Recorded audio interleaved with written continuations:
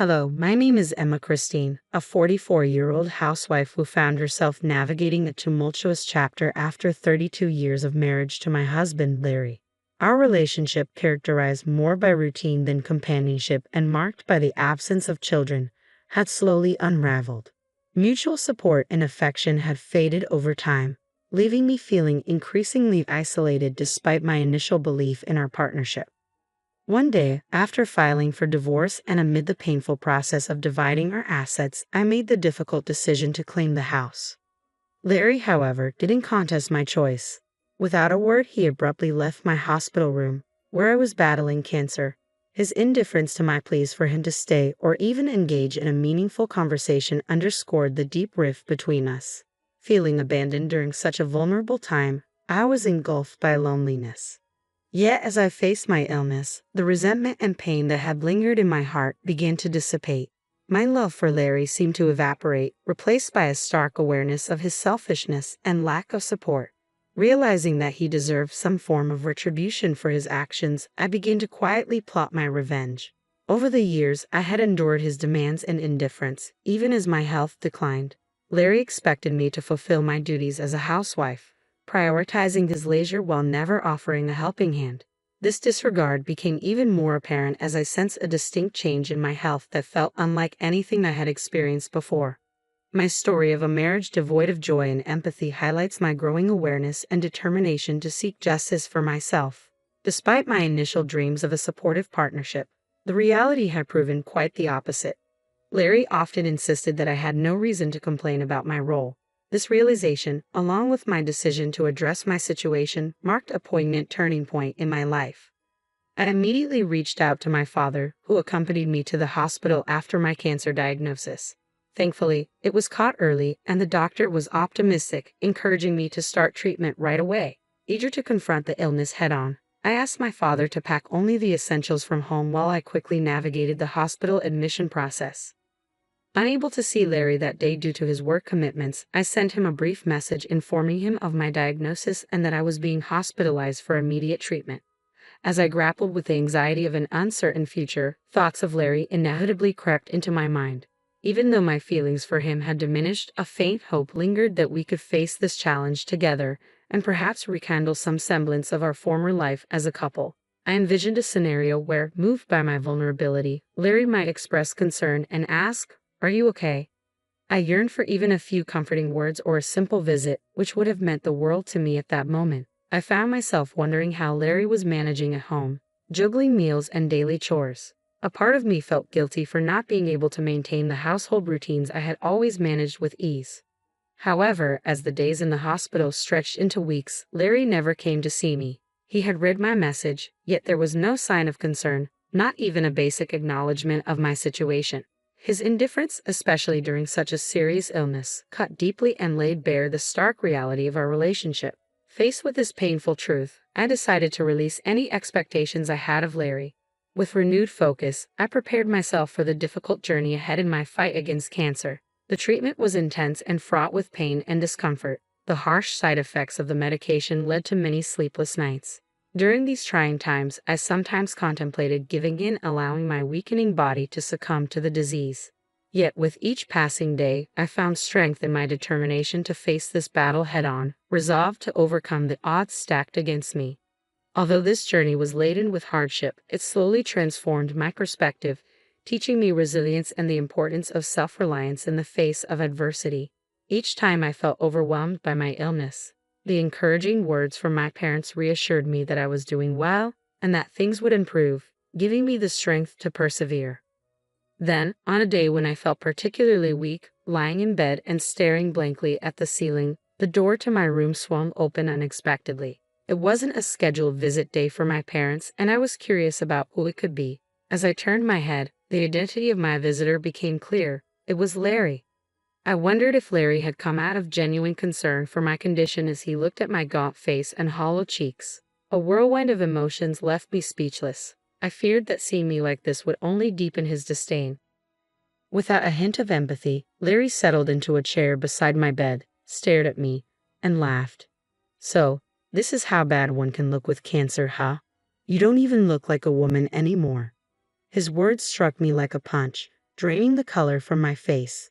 Such cruelty was completely inappropriate, especially for someone battling cancer. I wished he would stop talking, but Larry, oblivious to my feelings, pressed on with even more devastating comments. Ever since you've been hospitalized and not home, every day has felt like heaven. The house is a mess, but I don't even have to go back there. Life is so comfortable without you. His merciless words reopened old wounds, leaving me bewildered at the complete absence of concern in his voice. I wanted to rebuke him sharply, but my weakened body held me back, leaving me to silently endure his harsh tirade.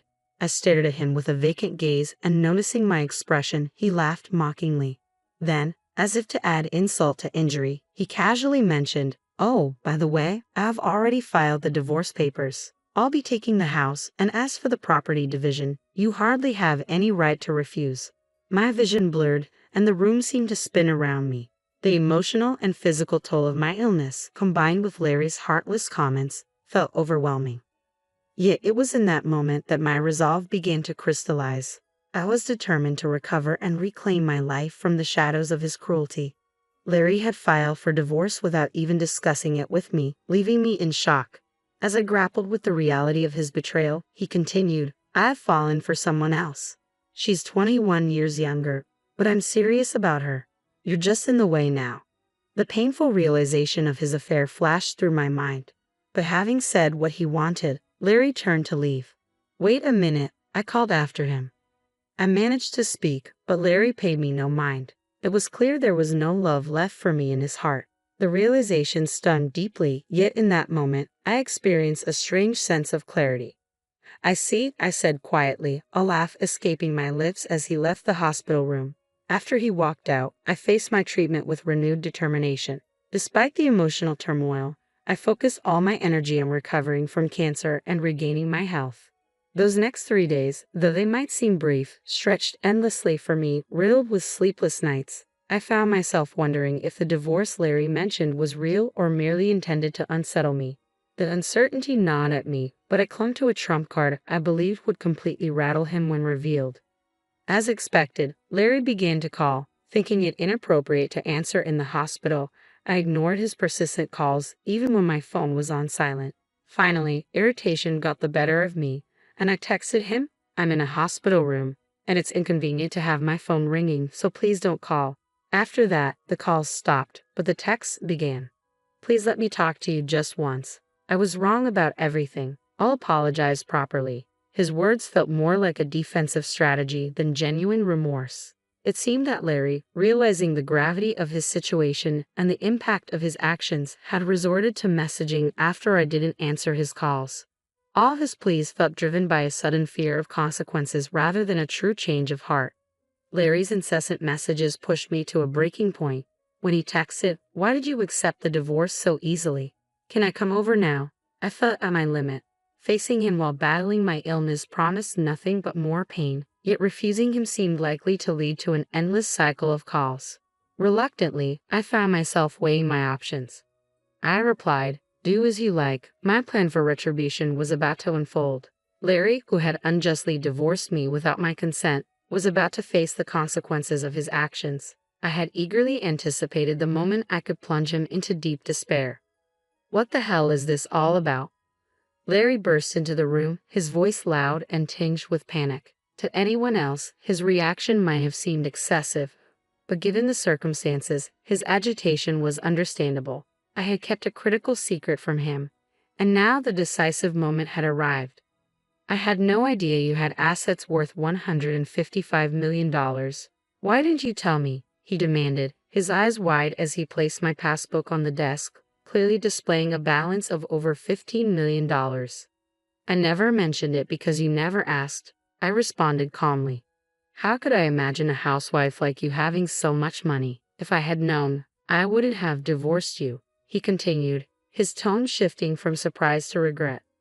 "That's not my problem. It's your fault for not asking and for divorcing me without proper discussion," I countered, shutting down his baseless excuses. Despite his domineering behavior and the unilateral decision to end our marriage, Larry's selfishness didn't waver upon discovering my assets. "Why didn't you tell me? I wouldn't have divorced you if I'd known," he repeated almost to himself. The truth was, I had built this fortune of over $15 million through savvy investments, a hobby I had taken up to occupy my mind. My parents had suggested I try investing. Our family life had been comfortable even on Larry's salary alone, but I yearned for something that would engage my intellect. Now, the revelation of this hidden wealth was poised to turn Larry's world upside down, highlighting the value he had overlooked in me for so many years. I had always wanted to contribute to our finances in some way, and my father, knowledgeable about investments, had eagerly taught me the ropes. When I first showed interest in investing under my father's guidance, I hoped to make even a small profit. I made my first investment 6 years ago and quickly improved, becoming capable of earning significant amounts through my ventures. Even my father was surprised by my success, often remarking, "I never expected you to grow this much." The profits I generated over those 6 years totaled the $15 million reflected in the passbook Larry had brought up. I had planned to share this news with him when the timing felt right, but then I was diagnosed with cancer, and he divorced me before I had a chance to explain.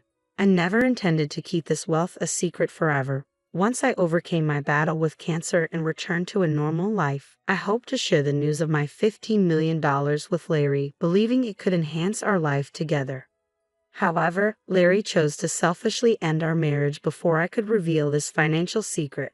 Now that we were essentially strangers, it felt strange to disclose this to him. Given our circumstances, it seemed increasingly likely that the entire $15 million belonged to me alone. As I recounted my story, Larry's face flushed red with frustration. "If I had known you had this much money, I wouldn't have divorced you. It's your fault for keeping it a secret. You should pay me $15 million in the property division to atone for hiding it from your husband," he declared. Whether he was panicking over missing out on such a vast fortune or frustrated that he couldn't claim it, Larry began making unrealistic demands. Since we were already divorced, he had no legal claim to the money, yet he seemed unable to grasp that the $15 million was now out of his reach. I couldn't help but laugh at his absurdity, which only fueled his anger further. "What are you laughing at? Stop belittling me," he yelled. Larry had always disliked my attitude, but now he accused me of deceit for not disclosing my fortune earlier. "A wife's assets belong to her husband. You have to give me this $15 million, he insisted. "I never intended to keep this a secret forever. I was going to tell you, but you divorced me first," I replied, trying to maintain my composure. However, Larry dismissed my explanations as mere excuses, becoming more enraged with each word. His shouting overwhelmed me, especially since I was still recovering from my illness. Continuing this conversation felt feeble. Larry was intent on portraying me as the villain. "Enough is enough," I finally exclaimed. "You divorced me on your own. Remember who filed the divorce papers without consulting me? I always knew your behavior was terrible, but I never thought you could be so cruel." My heart was now not only burdened by my struggle against cancer, but also filled with resentment toward Larry. His loud shouting was too much for my weakened body to handle. More than that, I couldn't hold back my anger toward this selfish man sitting arrogantly beside my hospital bed, hurling accusations steeped in self-centeredness. Do you know what I thought when I found out I had cancer? I continued to hope that perhaps this would make him reflect. I thought maybe it would cause him to worry about me, to show kindness, and reconsider his feelings. But instead, he didn't even bother to visit me in the hospital. His lack of empathy and support during such a critical time in my life revealed more about his character than anything else could. It was clear that any feelings he once had for me were overshadowed by his selfish desires and misguided sense of entitlement. When Larry finally did show up, he bluntly stated that he had filed for divorce without my consent and intended to take the house. His audacity in criticizing me for having substantial assets was astounding. I had said it many times before. I never intended to keep my wealth a secret indefinitely. I had planned to find the right moment to share the news, but he had ruined that opportunity with his actions. I had never blamed Larry as much as I did now. In the past, I always forgave his selfish behavior, believing that as a couple, we should support each other. I never scolded or reprimanded him, enduring everything for his sake. I had loved Larry deeply, but now, all I felt was uncontrollable anger and disbelief toward a man who only spoke and acted selfishly. How could someone be so self-centered? What kind of upbringing fosters such a lack of empathy? Surely, a person who engages in an affair and divorces without consent lacks serious consideration for others. Stunned into silence, I realized it was futile to harbor any hope or doubt. Then Larry pleaded, "My girlfriend found out you have $15 million and says she'll divorce me if I don't get it. If I don't get this money, I'll be all alone. You still love me, right? Don't you want to help the person you used to love?" It was clear Larry's mistress knew about my $15 million fortune, likely because he had carelessly told her. From his story, it seemed his mistress was just as obsessed with money. Birds of a feather flocked together, I suppose. No matter how much suffering he faced now, it had nothing to do with me anymore. "Please, I'll do anything. Just give me the $15 million. Larry continued to beg, but his pleas felt meaningless. My feelings for him had completely evaporated, replaced by a firm resolve to separate my life from his once and for all. Seeing Larry in such utter desperation was almost comical, and I couldn't help but laugh, though a wave of disappointment and misery soon followed. It dawned on me that he had never shown such desperation for anything that truly mattered to me. As we continued our conversation, my feelings for him cooled further. I realized that any more interaction with this man, who had become so distasteful to me, could not possibly lead to happiness. I felt foolish for ever hoping he would show up with kind words during my illness, yet he remained completely oblivious to my feelings. "Please, I'm begging you. Help me," he pleaded. I found I could no longer stand to hear his voice. "Please leave now," I said firmly. His desperate look and continued pleas were nothing more than noise to me, an unwelcome disturbance. I pressed the nurse call button, explained the situation, and asked for assistance in removing Larry from the room. A security guard arrived promptly and escorted him out forcibly. "Please listen to me. I need you," Larry shouted until he was out of earshot, but I no longer took any of his words to heart. Larry tried to visit many times afterward, but the nurses, aware of the situation, never allowed him near my room again. I later learned from a friend that unable to secure the $15 million, Larry had disappointed his mistress, and she quickly left him. Now he was alone. Meanwhile, I faced my cancer with steadfast determination and eventually celebrated my recovery and discharge from the hospital. The relief and newfound energy from overcoming such a daunting challenge were more precious than anything I could have imagined. Now, I am enjoying a peaceful and relaxed life, thoughtfully managing the wealth I accumulated through my investments, far removed from the turmoil of my past with Larry.